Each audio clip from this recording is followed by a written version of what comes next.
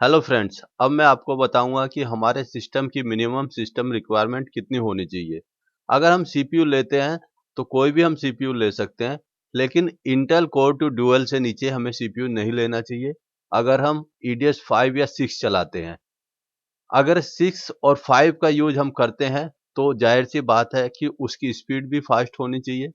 और अगर वेडिंग वगैरह का हमें काम करना है तो उसके लिए मिनिमम जो सिस्टम रिक्वायरमेंट है उसको i3, i5 या i7 हम ले सकते हैं। और नॉर्मल घर में काम करने के लिए अगर हमें लेना है तो कोर टू डुअल भी चलेगा। तो फ्रेंड्स, अब बारी आती है रैम की। हमें रैम कितनी रखनी चाहिए? मिनिमम तो वेडिंग का काम करने के लिए नॉर्मल 4 GB रैम होनी चाहिए। उससे आप कितना भी जा सकते हैं, 8 GB भी कर सकते हैं उसको, या 16 GB भी कर सकते हैं। इससे कम अगर आप काम करते हैं तो एचडी फॉर्मेट में आप काम नहीं कर पाएंगे। उसके लिए आपको नॉर्मल 720x576 4:3 के रेशो में ही काम करना पड़ेगा। इसलिए आपसे रिक्वेस्ट है कि जब भी अगर आप एचडी वर्क में करते हैं तो कम से कम अपनी रैम 8 GB या 16 GB रखें। अब बारी आती है हार्ड डिस्क की। हार्ड डिस्क क्या होती है? हार्ड डिस्क डाटा स्टोरेज करने के लिए काम आती है। मिनिमम हम जब भी विंडोज लोड करते हैं तो उसके लिए पार्टीशन बनाते हैं। पार्टीशन बनाने के साथ साथ क्या करते हैं, जब भी हमारा डाटा में वायरस या एंटीवायरस आ जाता है तो हमें पूरी हार्ड डिस्क को फॉर्मेट करना पड़ता है या डाटा हमारा लॉस हो जाता है। अगर हम चाहते हैं कि हमारा डाटा लॉस ना हो या प्रॉब्लम ना हो तो उसके लिए हमें सेपरेट एक हार्ड डिस्क रखनी चाहिए, जिसमें हम ओनली विंडो लोड कर सकें और कोई भी काम उसमें कर सकें। या सॉफ्टवेयर हमें नए लोड करने पड़े या विंडोज लोड करनी पड़े तो वो सारी चीज़ें हम उसमें रख सकते हैं। इससे आपके दो फायदे हैं। एक तो आपके सिस्टम की स्पीड फास्ट रहेगी। दूसरा क्या है, अगर आपके उसमें कोई वायरस आता है तो वो सिर्फ सी ड्राइव को ही आपकी इफेक्ट करेगा, बाकी आपके डाटा में कोई प्रॉब्लम नहीं होगी। तो फ्रेंड्स, ध्यान रखें, जब भी आप सिस्टम बनाते हैं तो दोनों हार्ड डिस्क सेपरेट रखें। तो फ्रेंड्स, अब बारी आती है ग्राफिक कार्ड की। तो ग्राफिक कार्ड क्या काम करता है हमारा? ग्राफिक कार्ड हमारी कलर क्वालिटी को इम्प्रूव करता है, यानी कि हमारी पिक्चर क्वालिटी को।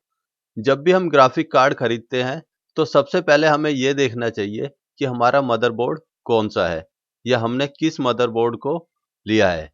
अगर हम मदरबोर्ड हाई क्वालिटी का लेते हैं और ग्राफिक कार्ड आपका लो क्वालिटी का होगा तब भी वो उससे मैच नहीं करेगा और कहीं ना कहीं आपकी ऑडियो या वीडियो में प्रॉब्लम आती रहेगी। इसलिए कुछ ग्राफिक कार्ड्स के मैंने नंबर दिए हुए हैं, आप चाहें तो लो बजट लेवल में ये ग्राफिक कार्ड भी ले सकते हैं। मदरबोर्ड अगर सीपीयू आप लेते हैं तो उसके अकॉर्डिंगली ही आपको ग्राफिक कार्ड लेना पड़ेगा जो कि उस पर सपोर्ट करे। तो याद रखें फ्रेंड्स, ग्राफिक कार्ड सोच समझ के लें ताकि आपको दोबारा लेना ना पड़े। तो फ्रेंड्स, अब बारी आती है डीवीडी रोम ड्राइव और ब्लू रे डिस्क की। अगर आप 4 GB तक डाटा लोड करना चाहते हैं या राइट करना चाहते हैं तो उसके लिए आप नॉर्मली डीवीडी यूज कर सकते हैं। अगर आप उससे ऊपर 8 GB पे जाना चाहते हैं तो उसके लिए आपको ब्लू रे डिस्क राइटर की ज़रूरत पड़ेगी, जो कि मार्केट में अवेलेबल है पर थोड़ा कॉस्टली है। नॉर्मल डीवीडी राइटर जो होता है आपका 1100 से 1200 रुपये में मिल जाता है, जबकि वो आपका कम से कम 2000 से नीचे नहीं मिलेगा। इसलिए फ्रेंड्स, इन चीज़ों का भी ध्यान रखें हार्डवेयर परचेज करते वक्त, जो आपके लिए बहुत ज़रूरी है। तो फ्रेंड्स, अब मैं आपको बताऊंगा कि 32 बिट और 64 बिट में क्या अंतर होता है। 32 बिट क्या होता है हमारा, कुछ सॉफ्टवेयर को सपोर्ट करता है, जैसे कि CS4 से जितने भी वर्जन नीचे हैं उनको हमारा 32 बिट सपोर्ट करेगा।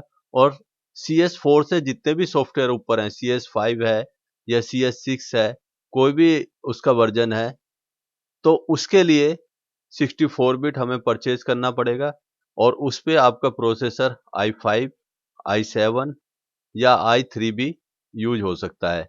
विंडोज एक्सपी सर्विस पैक 3 का क्या यूज है? विंडोज एक्सपी सर्विस 3 जो होता है आपका ईडीएस को बहुत अच्छा सपोर्ट करता है। अगर आप ईडीएस 5 पे काम करते हैं तो उसके लिए विंडोज एक्सपी सर्विस पैक 3 का यूज करें। जो कि आपके लिए बहुत ईजी रहेगा और आपके हार्डवेयर को भी सपोर्ट करेगा। और अगर आप उससे ऊपर काम करना चाहते हैं, 6 या 7 पे काम करना चाहते हैं, तो उसके लिए आपको 64 बिट ऑपरेटिंग सिस्टम परचेज करना पड़ेगा, जिसकी कॉस्ट नॉर्मल कंप्यूटर से थोड़ा ज़्यादा होगी।